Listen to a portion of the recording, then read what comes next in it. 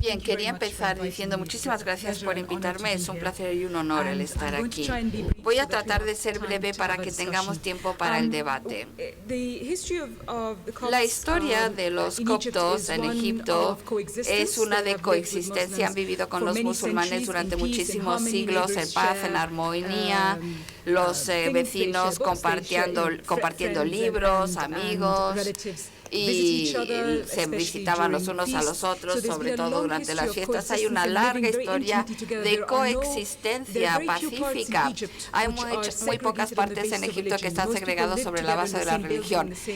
Vivían en los mismos edificios, mismas aldeas, cristianos y musulmanes. Sin embargo, lo que hemos visto históricamente es que en el minuto en que hay un intento de institucionalizar y gobernar a través de un sistema islámico, que es distinto a la religión del Islam, pero a través de un sistema donde tratas de integrar la ley islámica, la Sharia islámica, como una forma de gobierno, las cosas inmediatamente ahí empiezan a desintegrarse, porque la calidad de la ciudadanía empieza a verse afectada. En el momento en que tratan de gobernar con un sistema islámico, la ciudadanía está mediada por la religión. Entonces tenemos ciudadanos de primera clase y de segunda clase, y esto empezó a pasar en los 70 desde Sadat. Y desde entonces ha habido momentos donde la situación era buena y otros momentos donde la situación empezaba a volverse muy represiva, extremadamente represiva. Hubo persecuciones y vimos que había una correlación directa en el momento en que hay el surgimiento de movimientos islámicos, no islam, movimientos islámicos, y el aumento de las persecuciones. Las cosas estaban empeorando muchísimo durante los últimos años de Mubarak para todos los egipcios. Sufrían los pobres, sufrían los movimientos sociales, pero también había ataques contra los cristianos simplemente por ser cristianos. Y esto parte del intento del régimen Mubarak de mantenerse en el poder cuando su legitimidad estaba siendo cuestionada.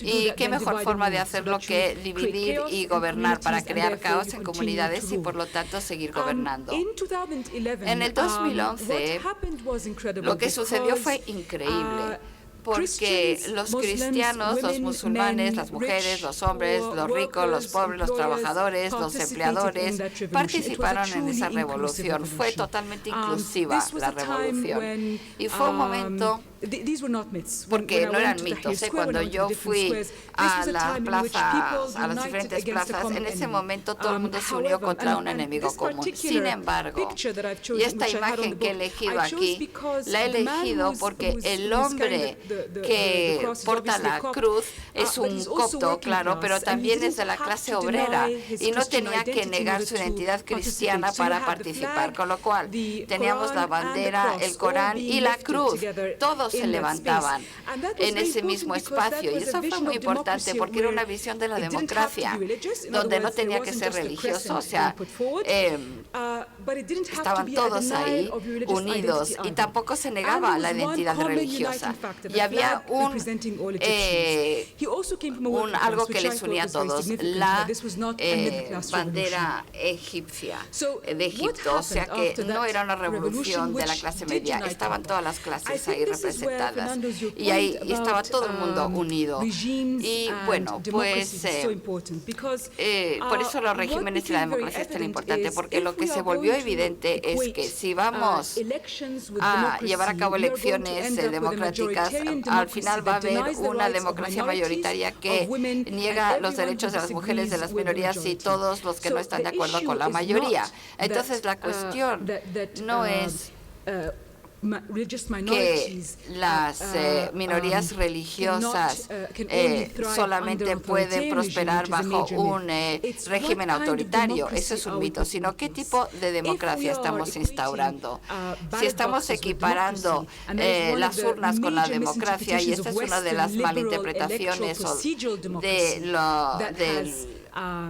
la democracia que puede tener un impacto negativo en Oriente Medio, entonces estamos en problemas. ¿Qué pasó? Bueno, varias cosas. En primer lugar, el Consejo Supremo de las Fuerzas Armadas, que representa al ejército y que se hizo con el poder en Egipto después de la salida de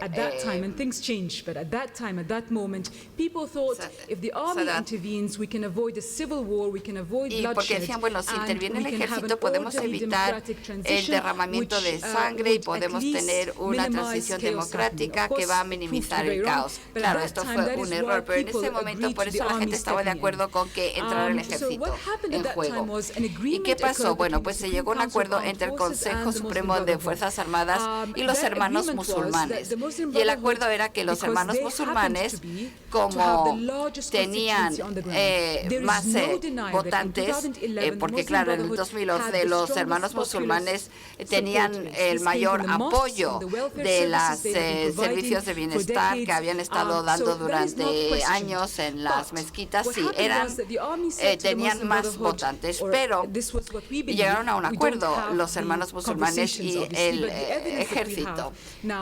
Y ahora vemos que el ejército se confió en que los hermanos musulmanes fuesen a minimizar las revueltas populistas contra el ejército, haciendo que el ejército fuera responsable en los nuevos procedimientos democráticos que se estaban introduciendo, como la Constitución, pero también en las calles, porque en ese momento los revolucionarios jóvenes presionaban al ejército para que representaran al pueblo y el ejército se resistía. Entonces, las Fuerzas Armadas, el Consejo Supremo de Fuerzas Armadas permitió o hizo concesiones a los hermanos musulmanes que nosotros creemos permitieron o facilitaron que entrara una democracia mayoritaria. Y es, en primer lugar, dejarles creer un partido religioso que estaba prohibido por la Constitución. Los partidos religiosos se creían que iban a crear una fragmentación y entonces los movimientos que querían establecer partidos políticos tenían que demostrar que no eran partisanos, que no estaban sesgados por género y que no eran religiosos. Y no religioso no quiere decir antirreligioso, simplemente quiere decir que no podían dar privilegio a una religión sobre otra. Lo que también vimos fue que habría sido natural que estuviéramos de acuerdo primero en una constitución y luego celebrar elecciones, porque la constitución determina cuáles son los derechos de los diferentes poderes, el ejecutivo, el judicial y el legislativo. El ejército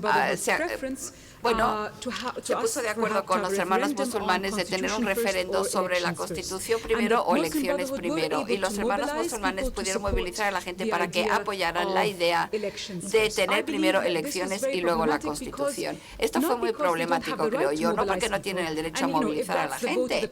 Si eso es lo que vota la gente y fue una elección libre ese referéndum, pues muy bien. Pero el problema es cuando le dices a la gente: vota por el verde, que eran primero elecciones. Vota por las elecciones primero porque es la señal de Islam. No votes por el negro, porque eso es lo que quieren los líderes cristianos.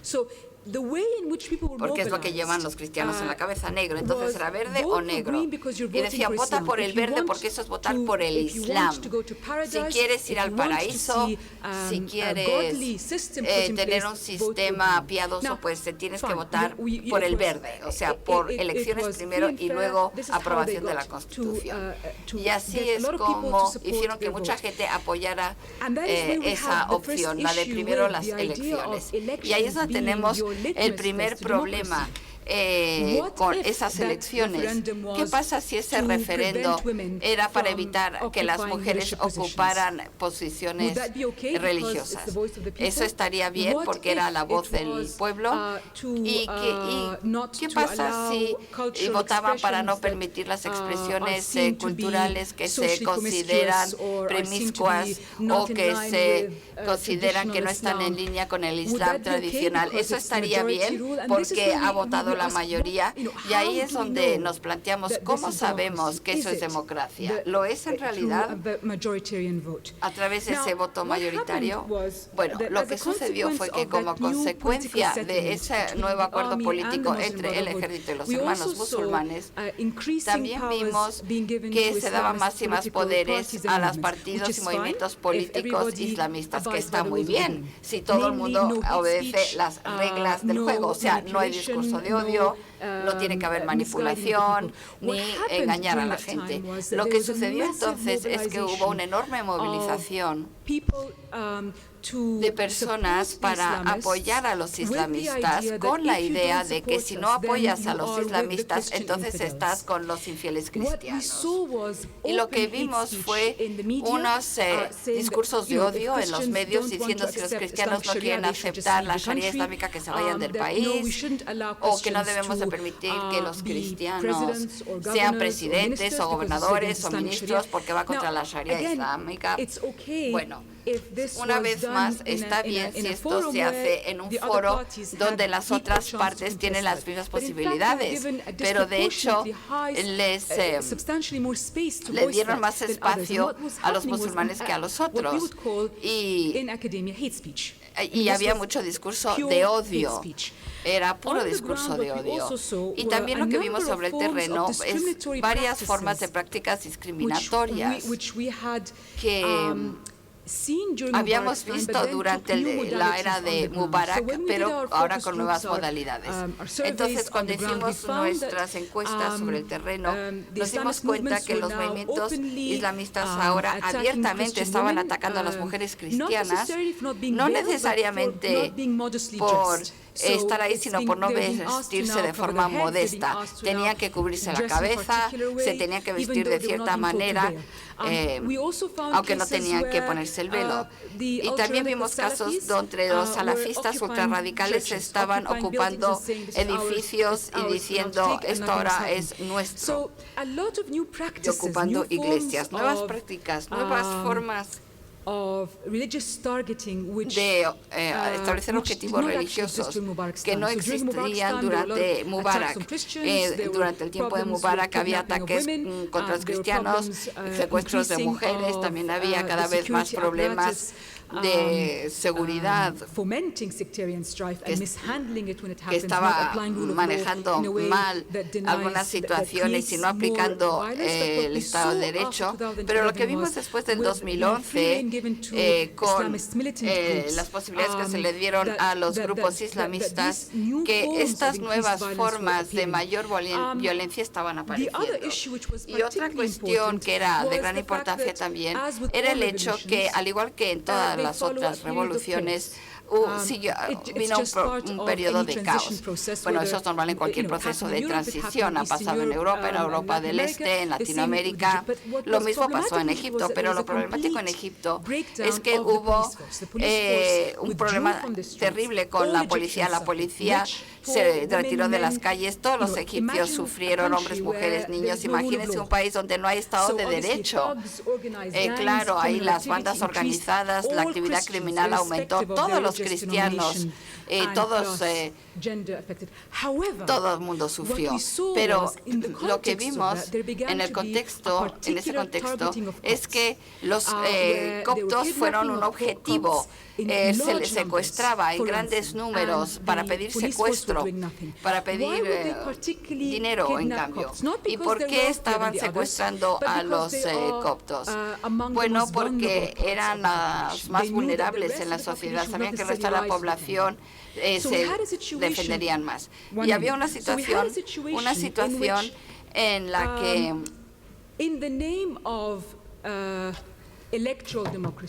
en el nombre de la democracia, al final acabamos con la subida y fortalecimiento político de movimientos que decían que eran democráticos porque estamos pasando por las urnas, pero de hecho estaban adoptando cada vez más reglas de gobierno en la esfera política que eran muy perjudiciales, no solamente para los cristianos, sino también para las mujeres. Y esto empeoró sobre todo bajo el presidente Massis. Tengo estadísticas que muestran las incidencias. Tengo todas estas estadísticas que lo demuestran, pero la cuestión es que cuando llegó el presidente Massis y los cristianos habían votado en su contra, pues empezó su venganza. Nuevo odio. Ustedes odian a los hermanos musulmanes, odian el Islam, van a pagar por ello, les vamos a echar del país. Y esto se volvió muy patente en la vida diaria. Lo que estoy tratando de decir, y volveré a ello en una segunda ronda porque me quedo sin tiempo, es que nunca vimos una transición democrática en Egipto. Vemos pasar de un tipo de régimen autoritario a otro, incluido también bajo los hermanos musulmanes. Las elecciones no son suficientes para crear una democracia. Necesitamos derechos de participación. Y por eso toda la cuestión de si los cristianos se rebelaron contra un régimen democráticamente elegido, hay que ponerlo en contexto.